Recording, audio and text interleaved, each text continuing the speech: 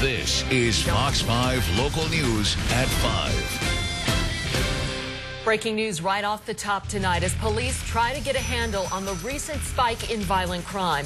Investigators are on the scene of a triple shooting, and it comes just hours after police were already responding to another murder at this Catholic church in Southeast. Police say this most recent shooting happened on the 1300 block of Savannah Street in Southeast. This one just happening in the 3 o'clock hour. We do have a reporter at the scene. We're going to bring you a live report with the latest information on that as soon as we can. Also staying in the district where there was another murder in the city we were talking about earlier this morning, and it follows growing concerns over the recent spike in violent crime. Today's deadly shooting happened on the steps of a D.C. Catholic church in Southeast. And it's been an active scene all afternoon long as police tried to control friends and relatives who rushed to the church after hearing news of the shooting. Some of them attempting to get to the victim's body had to be stopped by police.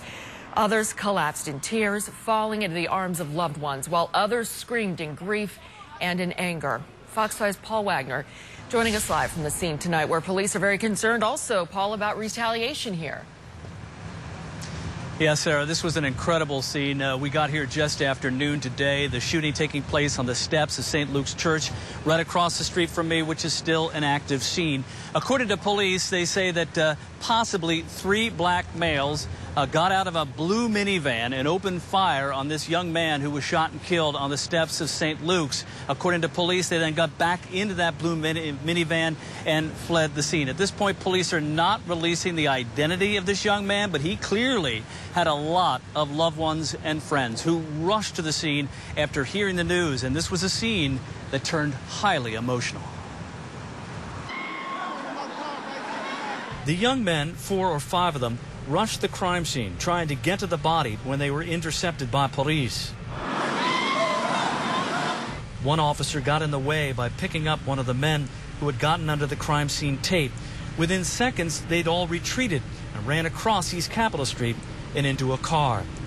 As the body lay under a sheet on the steps of the entrance to St. Luke's Catholic Church, police worked the scene, setting down evidence markers. Then the victim's mother arrived.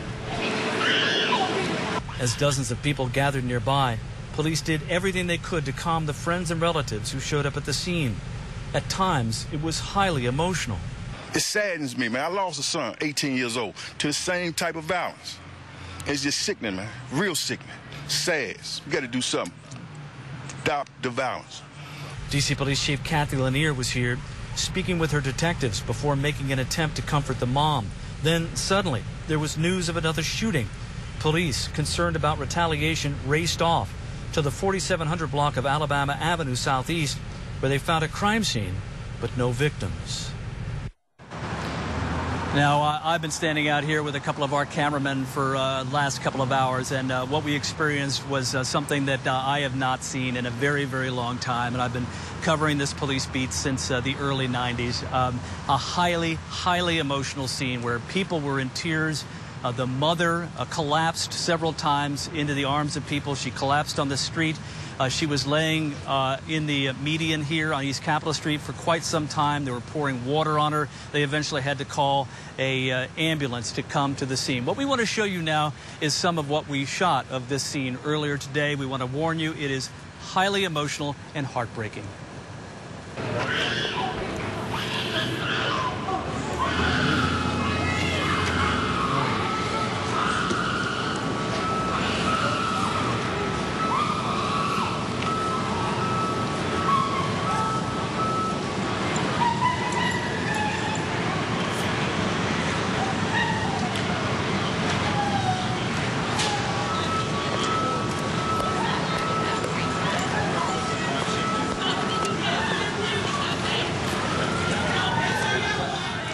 That woman, the mother, remained on the scene here throughout the afternoon.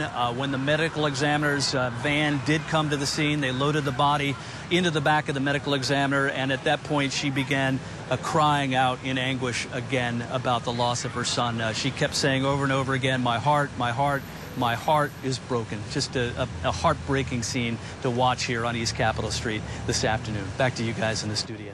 Can't watch that, Paul, and not feel something when you see just the heartbreak in her, hear it in her voice. Any idea as well? You said Chief Lanier showed up on the scene, what she had to say to her. I mean, this has got to impact them as well as officers, too, I would think. Well, you got to think about it this way, Sarah. The police really are under siege at this point in trying to deal with all this violence and the homicide rate that's just soaring in the city. And so they're trying to deal with it. I watched Chief Lanier walk up to that mother. She appeared to grab her by the shoulders and say a couple of words, and then the woman broke away from the chief and walked in the other direction screaming. And I have no idea what the chief said to her, but it wasn't something that comforted her, that got her to calm down. And at that point, the chief went over, she talked to her investigators a little bit, and then she got into her squad car and took off with lights and siren, because the police, very concerned about retaliation, went up to this other scene on Alabama Avenue thinking that perhaps there may have been a tit-for-tat shooting here. So she left the scene. She never did come back.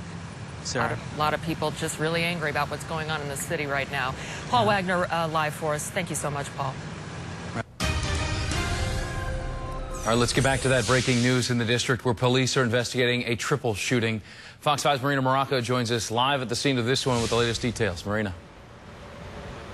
Yeah, Scott, you just heard Paul Wagner talk about Chief Lanier leaving that scene in Northeast, and she came straight to this triple shooting down here in Southeast on Savannah Place. You can see the heavy presence here from MPD homicide detectives on the scene right now, and so is D.C. Mayor Muriel Bowser. A lot of people out here, as well as ANC commissioners, trying to figure out what exactly took place. We understand that call came in just before 4 this afternoon, a triple shooting.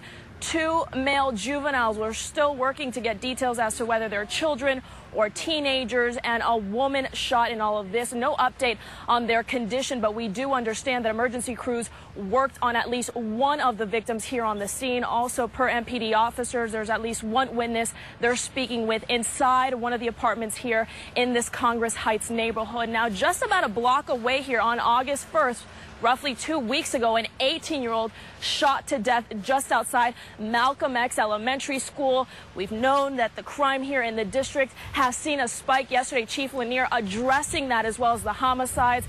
That 95th homicide coming this afternoon in Northeast, and hopefully this will have a better end result here in Southeast. Now reporting live in Southeast Washington, D.C., Marina Morocco, Fox 5 Local News.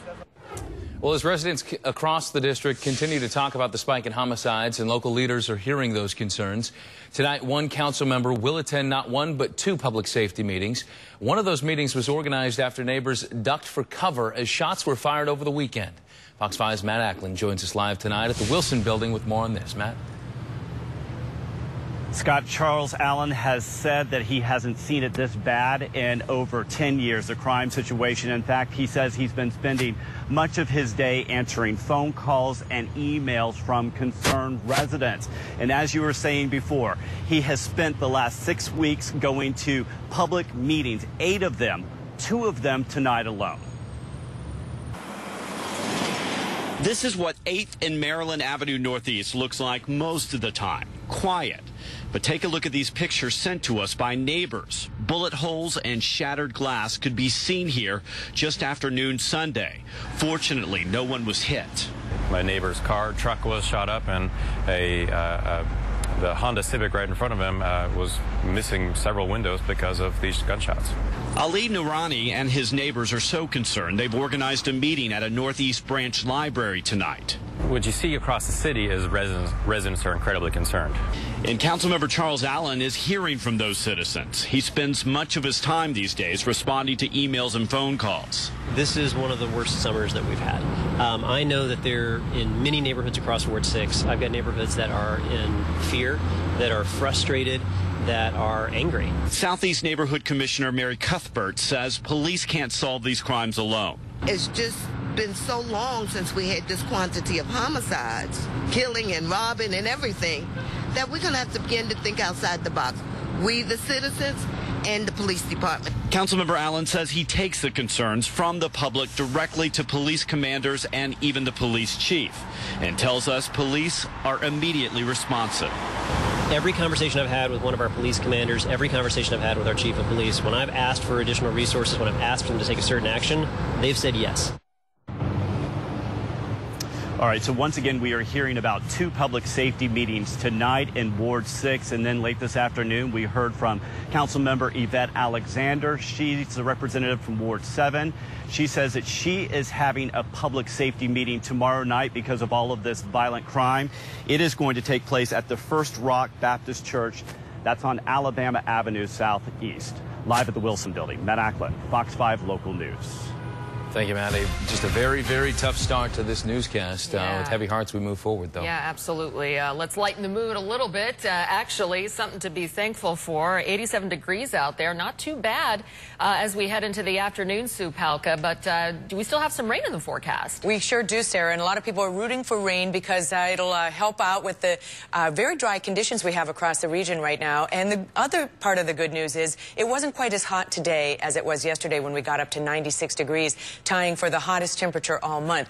A much more reasonable 90 degrees so far today at Reagan National. And as you mentioned, now we are down to 88 degrees. A couple of spots down in the 70s. How about Leonardtown? Getting a little rain down there as well. And Frederick at 79 degrees. Also Cumberland coming in at 79. But unfortunately, it's pretty humid out there. Dew points up and over 70 mean it's uncomfortable. Many places are there this afternoon, and that gives us a heat index temperature that's more like 95 in the district, 87 for Culpeper, 89 for Annapolis. So Annapolis not quite getting the bay breeze they had yesterday, and you're feeling that humidity as well. Here's a check of radar. We do have a few showers and some rumbles of thunder. We've been watching this storm. It's been moving from south to north, coming up through Calvert County. So heads up in Anne Arundel. That's probably heading in your direction. It has had some heavy rain and some lightning with it. And for a little while, I think I saw a bit of a hail core in there. And then up toward the Carroll County area in northern Baltimore, we have a few more showers, and right around the Frederick area. Everything moving from south to north. We're going to keep them around scattered in the forecast later this evening. But again, not everybody's going to see them. We have another chance tomorrow, though, and again, probably a better chance on Thursday. And each of these days, we'll see our temperatures trying to get just a little bit lower as we go through this third week of August already. So we'll show you the 7-day forecast. Also have to tell you, Tropical Storm Danny, our 4th named storm of the Atlantic hurricane season, has formed. We're going to track that for you a bit later. Sarah and Scott. I'm still hanging on. 3rd week of August. Yeah, really. Summer almost over. It's flying. Wow, still ahead here at 5. A former federal security officer is facing some serious charges tonight. Yeah, he allegedly tried to make meth in a government building, causing a dangerous chemical reaction. We've got the details coming up next. Then, some local business owners are worried about going under water after a fight over the future of a popular fish market.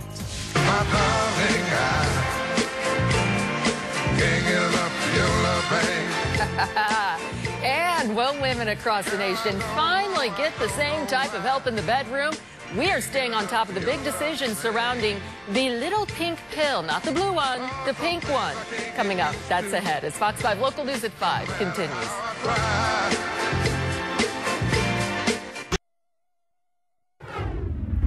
Well, a former federal security officer is charged with trying to make meth and then causing an explosion inside a highly secured federal property last month in Gaithersburg. Fox 5's Lene Burns is live with a reaction to the arrest. Lene?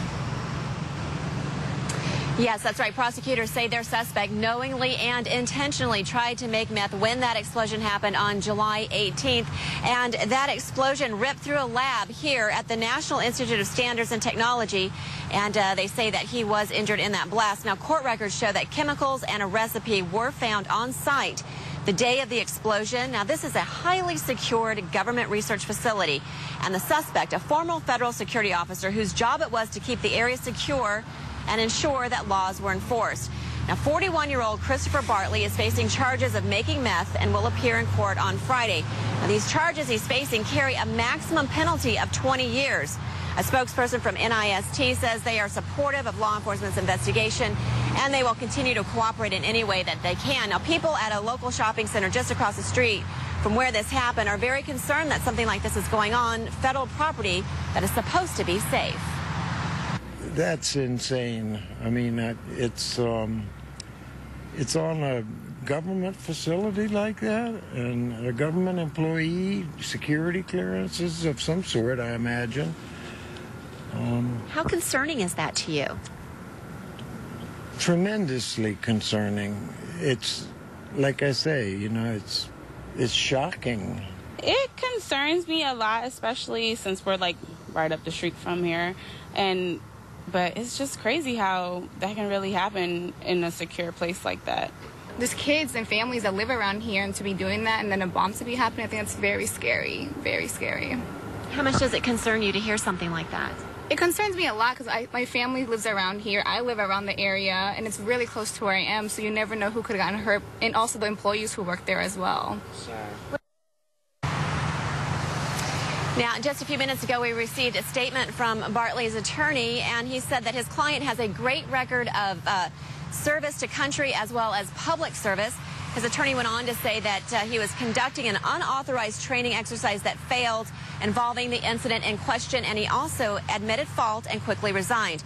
His attorney went on to say that at this point, Mr. Bartley intends to plead guilty as early as Friday when he appears in court. Reporting live in Gaithersburg, Lene Burns, Fox 5 Local News.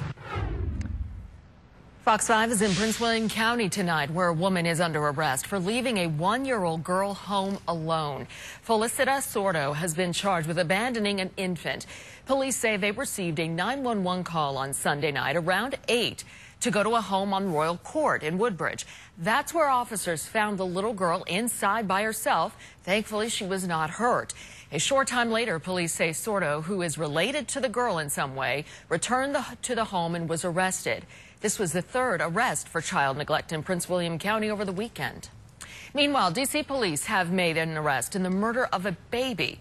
Robert Smith Sr. is charged in the death of his son, 5-week-old Robert Smith Jr.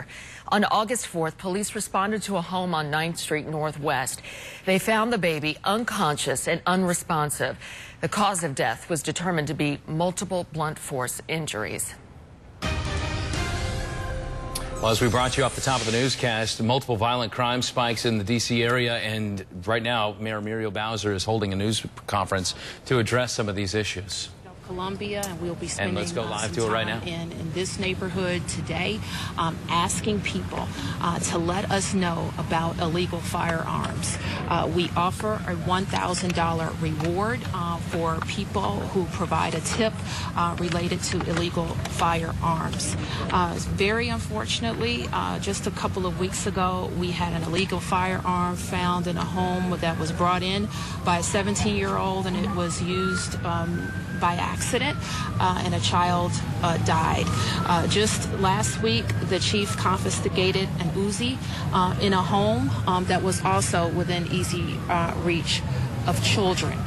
Today, we have other children involved in a horrific incident involving a firearm. So we're desperately seeking the public's help to let us know if you know of a person, or if you may even have someone brought into your home an illegal firearm. We need to know about it right away. Chief. So I'll give you what we know right now. Is very early on, very preliminary, so this may change as time goes on. But the initial call came out here over in the area of 13th and Savannah, southeast, for a shooting inside of an apartment. What we know right now is there's 3 people inside of this apartment. There is an adult female, and then there are 2 juvenile, 2 kids, a 17-year-old and a 12-year-old. From the information we have right now, there was some dispute between the 17-year-old and the 12-year-old, maybe earlier today. The 17-year-old came to the apartment with a gun. In the course of discussions on this dispute, or continuation, I should say, of this dispute, all 3 of the individuals in that apartment, both children and the adult, all have gunshot wounds. So we know right now that the adult is the most serious gunshot wound. The 12-year-old has a gunshot wound to the arm, and the 17-year-old also has a gunshot wound to the body. So right now, that's the best information I can give you. We're not really sure all the details of how that played out, but the important point here is the one that the mayor made, is that when people say what's driving the spike and the violence and homicides, it is illegal firearms in homes and in the hands of the wrong people. And when children have access to firearms, bad things happen. And Chief, you were saying that yesterday, of the 120 guns that y'all have recovered in the last 30 days, none of them were legally owned. None of those were legally owned. These are all we call them crime guns. These are guns that are, a lot of them are stolen. A lot of them have serial numbers obliterated. A lot of them have high-capacity magazines, as we've discussed before. And they're, finding their way into the major cities across the United States. And right now, this is, another tragedy involving children that just shouldn't happen. Let me just also mention that Councilmember LaRuby May is here, who is the Ward 8 representative and also a nearby neighbor. And she and her office have been very active in bringing services to the community. Just earlier today, about an hour before this incident, our executive staff was out talking to constituents and talking about services in this very neighborhood on what we call our results walk. So we are indeed devastated by this. I believe we have somebody in custody. Yes, everybody that was in this apartment when these shots were fired, we have all of those people here right now. Now we just have to sort out the facts and look at the forensic evidence and determine what happened. The tragedy is the gun in the hands of a child. Chief, in the wake of everything that's happened, any word on all hands on deck? You're going to start implementing that? Yes, our all hands on deck will be in 2 weeks. So we will have an all hands on deck. Actually, it's a little less than 2 weeks. We're having our first all hands on deck, yes. But Chief, you should talk about the overtime deployment that you're... But yeah, without the all hands on deck, I've had overtime deployed for the past several weeks. So we've got extra officers out. In addition to the 100 extra officers we put out every single week, 5 days a week, and 5, 6, and 7 days. We've been running overtime in those 3 districts on double shifts for the past several weeks. We added more officers to that today. We'll keep pushing. I mean, the officers are out here. They're, engaging with people. We're getting information, but tragically, the information we need is the information that the mayor talked about, and that is that gun tip line. If people will give us the information about the offenders that are carrying these illegal firearms before somebody gets shot, then that's how we prevent it from happening, not after. So for $1,000, you can remain anonymous, get a control number, and get that $1,000 for telling us who are the people that have these illegal firearms, and let us get those guns before another child gets shot. Yeah, is that one of the big issues, trying to get ahead of the game, trying to get the information before things? Yes, and so often we come into a neighborhood when something like this happens, and people will say, I knew that this person had guns or was involved with guns, but they didn't know how to go about calling us. So I'm telling you, obviously you can call 911, but there is a tip reward program that you can pass that information on to us, remain anonymous, and still receive up to $1,000 if we confiscate these illegal firearms. We have to get them out of the homes and away from access to these kids, or we're going to keep coming on tragedies like this. Chief, I'm hearing reports of another shooting in this Chief neighborhood. Lanier there and Mayor Muriel Bowser addressing this latest shooting in the district where 3 people shot in an apartment. And you heard the chief saying there as well. There's been some question as to what's behind all of this crime, and you heard her saying right there, illegal firearms driving the spike in violent crime. So we'll continue to cover the latest shootings that have been happening in the district just today alone. Right. This is, of course, the triple shooting that took place in Southeast Savannah Street earlier today, saying also the tragedy, a gun. Stay with us right here. Fox 5 Local News at 5 continues after this. Friends and family continue to remember the man known as Route 29 Batman. 51-year-old Leonard "Lenny" Robinson died in a roadside accident Sunday. He was hit by a car as he was checking the engine of his Batmobile along Interstate 70. Robinson would travel to various hospitals in the area dressed up as Batman. The Caped Crusader worked with the Hope for Henry Foundation. Earlier today on Fox 5 News Morning, he was remembered for bringing a smile to everyone's face. And there is no more authentic Batman than Lenny. He was the most special person. And because he loved Batman and because he knew Henry loved Batman, we had just an incredibly special connection. And he was the real deal. I mean, his costume was better quality than any of the superheroes you ever saw in any Batman movie. Robinson will be laid to rest tomorrow in Owings Mills. His family is asking in lieu of flowers for people to make a donation in his memory to Superheroes for Kids. And the home of Batman, DC Comics, also paying its respects, tweeting, "Our thoughts are with the family and friends of Leonard Robinson, a.k.a. Route 29 Batman, who shared his love of Batman with everyone around him." Coming up next here, details behind a multi-billion-dollar fish fight in the district. Then a southern city makes a controversial decision to ban the Confederate flag in certain areas. Details ahead as Fox 5 News at 5 continues.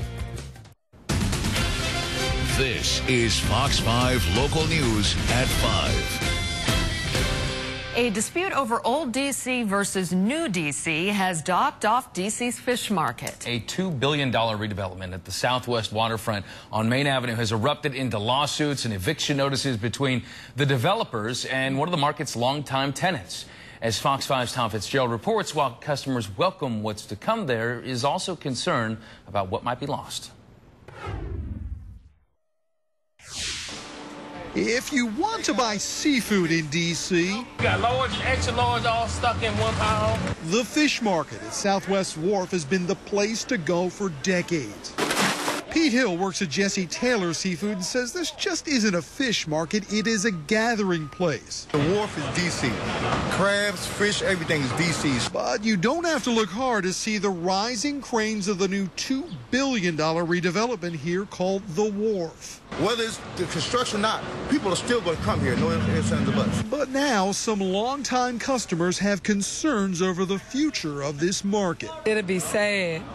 I like crabs. I hope they don't shut it down. It's just the atmosphere down here. Well, those concerns only grew after Captain White Seafood got an eviction notice. And in a statement, they said after 40 years, quote, redevelopment is trying to take it all away and throw us out onto the street. It isn't right. But here's the thing. Talk to the developers down here, and they will tell you something very different. They say this fish market is not going anywhere. In fact, they say when they're done, it'll be better than ever. We're here to really not only care for it, but really bring everything back. Julie Chase, spokesperson for The Wharf, says the eviction notice involved a lease dispute with only one company.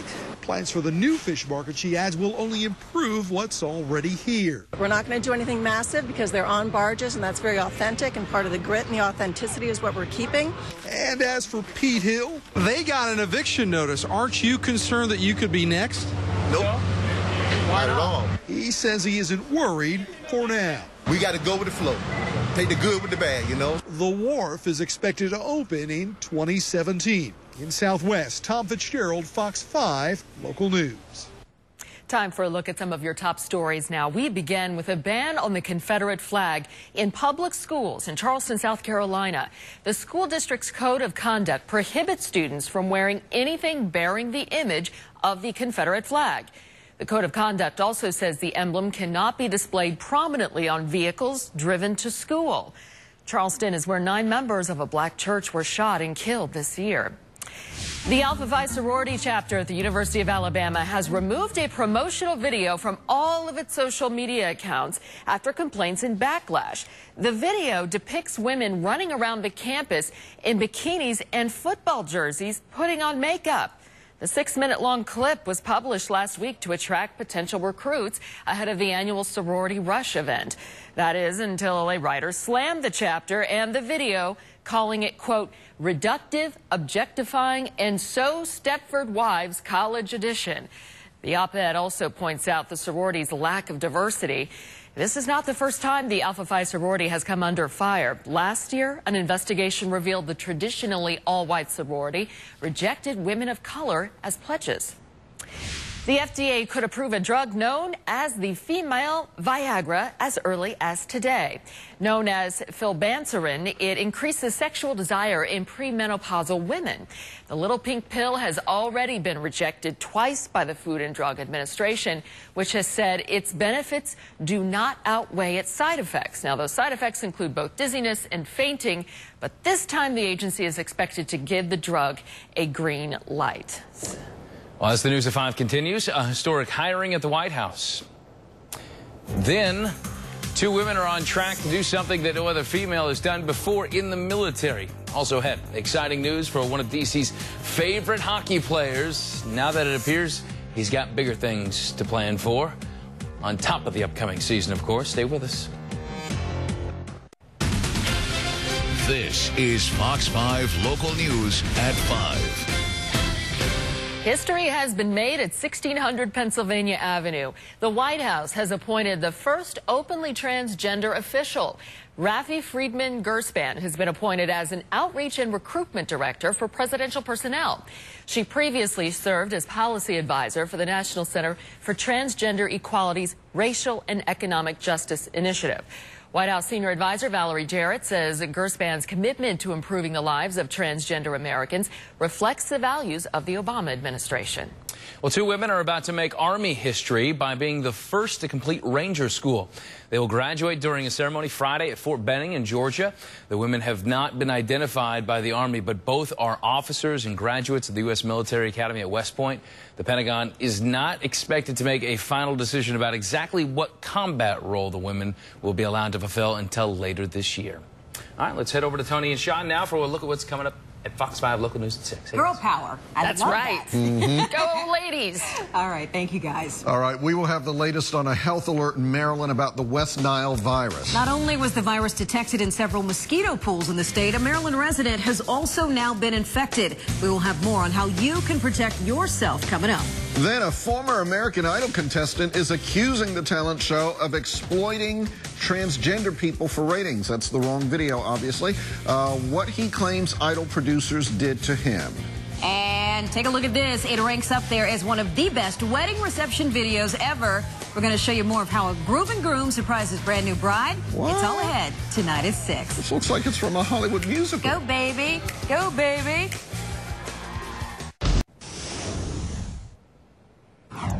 We are turning to the talk of the town now on TMZ. A prostitution ring reality check, and the Queen of Pop throws a massive party and gets the neighbors a little upset in the process. TMZ executive producer Harvey Levin joins us live from L.A. Harvey, let's start with Amber Rose and how she is somewhat connected to a recent prostitution sting. Well, she is a complete victim in this, Sarah.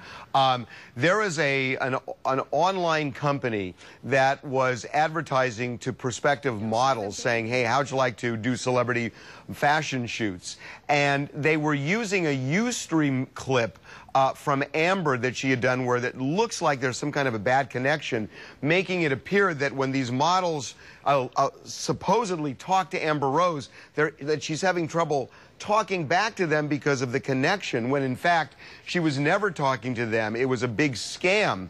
And then all of a sudden it goes from a celebrity photo shoot to, well, how'd you like to really up your career by sleeping with a powerful guy and getting money to boot, which is prostitution.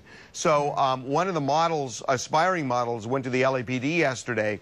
The police have started an investigation, and Amber is absolutely livid that they were using her Ustream clip to push this thing. Oh, I'm sure, and it just shows, you know, anybody's willing to do anything and how elaborate some of these scams can be. Let's turn to Madonna now and the raging party that she threw at her home in the Hamptons. She's 57, by the way. Are you saying that 57's too old to party? She looks good for 57. I want to be able to party like that when I'm 57. It's just quite the party, apparently. Look at her. Well, Sarah, you may want to be able to party with her like that, but her neighbors didn't. At 2:30 in the morning on Saturday, the neighbors had it with the noise in the Hamptons, a fancy schmancy area in New York, and they called the cops on her, and because it was just so loud. So the cops came. Now, what we're told is that somebody inside Madonna's party knew the cops were coming, so they turned the music down just before the cops got there, and everybody quieted down. And the cops said, oh, this is no big deal, and they left, and then they amped it right back up again. So Madonna may not be the favorite neighbor in the area this week, but apparently she threw quite the party. It sounds more like the teenage house party when you're doing something wrong and you shouldn't be. Turn the music down, they go away, and then you turn it back up. My gosh. And I wasn't making judgment about her being 57. I'm impressed that she's 57 and throwing those kind of parties. I think it's pretty cool, Harvey. I do too. I do too. Thanks so much. And remember, you can catch TMZ on TV right here on Fox 5 at 6:30. Madge. She's mad. She's going crazy. Something, though, tells me she could care less about really what her neighbors absolutely. in the Hamptons think. You know what I mean? Exactly. I'm sure it's a party. All right, so we do know that little sprinkles over Ashburn today, so we're seeing some of that through. What time were you there? I wasn't actually out there, okay. But according to reports in our Brody... I didn't mean to expect that you weren't at the I've been here. He's doing nothing. If I was there, I understand. But that's all that was. Yeah. There are some heavier rain producing storms and showers out there. Yeah. So it's kind of just around, scattered about this evening. And I want to show you, we're going to show you outside, kind of get an idea. It's been a little sun and clouds, a little gloomy at times today. Very humid too, and temperature briefly touched 90 degrees. And it felt like about 96 or 97 with all that humidity out there. And listen, look at that. You can't see, really can't see the river, so you know it's muggy out there. And here's where we are with the radar now. We have a cluster of showers, maybe it is a thunderstorm for sure, going through PG County and out into Anne Arundel County. There's some more activity to the north and back out to the west as well. This is just an hour of time for the radar coming on across. So as it all is kind of moving to the north and to the northeast, it is racing along. And this particular cell here has enhanced its radar. Okay, I mean, it's enhanced its lightning footprint. So this is probably getting a little bit stronger. Don't worry tonight about a severe weather outbreak or anything like that. Where we get these thunderstorms and showers popping up, you can get brief heavy rain. But again, it does look like they're moving pretty quick to the north and to the northeast. Most of this is just south of Bowie. It is headed up towards parts at least of eastern sections of Bowie and over into Annapolis. Again, a lot of lightning in this and some heavy rain too. We take it to the north. This was in northern sections of Frederick County. It is racing along right up 15 there towards Gettysburg. It'll eventually get to Gettysburg. A little bit of rain shower activity over here in Carroll County, northern sections of Carroll County. Perhaps a few showers for Westminster before it's all said and done. You may hear a rumble of thunder because there's a little bit of lightning in this one as well. One more specific stop down along 66. This is coming down into northern sections of Fauquier County. It will move up into northern sections of Fauquier County. Middleburg, I think eventually this is going to get you too. And there, I don't see any lightning now, but I'm sure it's going to follow the trend where it kind of gets a little stronger, produces a little lightning, and obviously some thunder with it and some heavy rain, and probably rains itself out over the next hour or so as it moves up to the north and to the northeast. But listen, right on through the evening hours, we'll continue to have some of these showers and these thunderstorms popping up and moving through.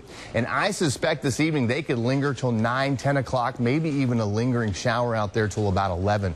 Temperature now is 88 degrees here in the city. Same for Gaithersburg. Frederick is cooled with a little rain and clouds up there. Dulles is 82, and down to Fredericksburg it's 86. But look what happens when you factor in the humidity, the heat index. We're 95 right now, 7 degrees warmer than the actual temperature. Quantico feels like 88, and Dulles not too terribly bad at 84. So here's the evening forecast. Showers, thunderstorms around, scattered about 7 o'clock. Still possible at 9 o'clock, and I think there may even be a lingering or dying shower, perhaps a little thunder, even as late as 10 or 11 o'clock. Futurecast shows it at 8 o'clock, right on top of us. Then through the evening hours, overnight, we may have a shower or thunderstorm out there. Tomorrow morning, most of this is off towards the eastern shore, but we could get a shower here. And then look how it just kind of stays with us in the forecast right on through the day tomorrow and into tomorrow evening. Thursday right now looks like we'll be contending with more showers and more thunderstorms. Good coverage here as a frontal system is just off to the west of us.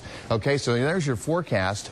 And in terms of your 7-day forecast, we're going to hold temperatures, generally speaking, in the upper 80s with showers and thunderstorms the next couple of days. A little cooler as we head on into the weekend. Friday, 86. Saturday, 86. Weekend, not bad. Middle to upper 80s. And mostly dry. And I've switched chairs just to confuse everyone. Yeah, because I wanted to sit next to you. I didn't get the chance. Here, I'll sit closer. Oh, thank you. There we go. Oh, boy. Scott, over to you. Scott, are you jealous? You get to sit by her all the time. Awfully cozy. Yeah, that was your better side anyway, Gary. More fallout from Robert Griffin III's headline-grabbing comments where he recently said he feels like he's the best quarterback in the NFL. Well, Griffin's scheduled press conference today was actually canceled, and he isn't scheduled to speak again until Thursday's preseason game number 2. So is this the way the Redskins have of intervening so the story can go away? It would appear that way. Jake Gruden is actually ready to speak with reporters right about now, actually, and we'll bring you that coming up tonight at 10 o'clock. The team just wrapped up its first preseason practice in Ashburn this afternoon at Redskins Park inside the bubble to avoid some of that rain. One non-Griffin story to follow is tight end Jordan Reed did not practice today, out with a hamstring injury. Again, they're already down 2 tight ends. But, of course, following practice, the story was Griffin, and his comments and his teammates say they have his back. Oh, you have to think you're the best. You have to continue to work hard as the best, and you have to go out there and play hard and prove it every day. Nobody has to agree with you. You just have to believe in yourself and work hard at it. He's confident about what he's doing. He knows what type of offseason he put in. He knows what type of work he put in. So why not say it? I understand everybody's down on his back, and for him to say something like that, everybody's shocked now. No, it ain't shocked. The man confident in himself. He feel he can rip it. He feel he can go out there. He know the offense. He's comfortable. He can do whatever he wants to. So we will, as a team, we will back him up on that, and we're going to make sure he stand by his comments by going out there and executing our assignment for him. All right, so practice just ended, and it sounds as if Griffin did actually talk with some reporters, a small group following practice, saying, quote, it's unfortunate that his words have to be twisted for headlines. Now, Griffin and the Redskins host the Lions this Thursday at 7:30, and then, of course, at that time, hopefully, we're talking about his play a little bit more than some of his comments. But so he's trying to dismiss that. I don't think they wanted him. I think they wanted the thing to just kind of go away and die, and that's why they didn't have a press conference. Yeah, you got to be careful what you say. Exactly. All right. Thanks, Scott. Hey, speaking of sports here, Capitals, been quite the offseason for one member of the Washington Caps. Brooks Laich has popped the question to his longtime girlfriend, actress Julianne Hough. They posted this photo on social media with Hough writing, "We are overwhelmed with joy and excitement to share with you our recent engagement." The two have been together since February of last year. Prior to that, Hough dated American Idol host, you may remember, Ryan Seacrest. I love that picture, too, by the way. She looks so excited. Congratulations to Brooks and Julia. All right, ever feel like there's a generation gap between yourself and the students that are just starting college this year? Yeah, maybe a little bit. Well, you're not alone. Up next, we're showing you all the ways that millennials will never be able to relate to some of us older folks. Why do we have to rub it in? I don't know. Like, are we older folks? I guess we are. Scott. I guess we are. We're the youngins. I'm back.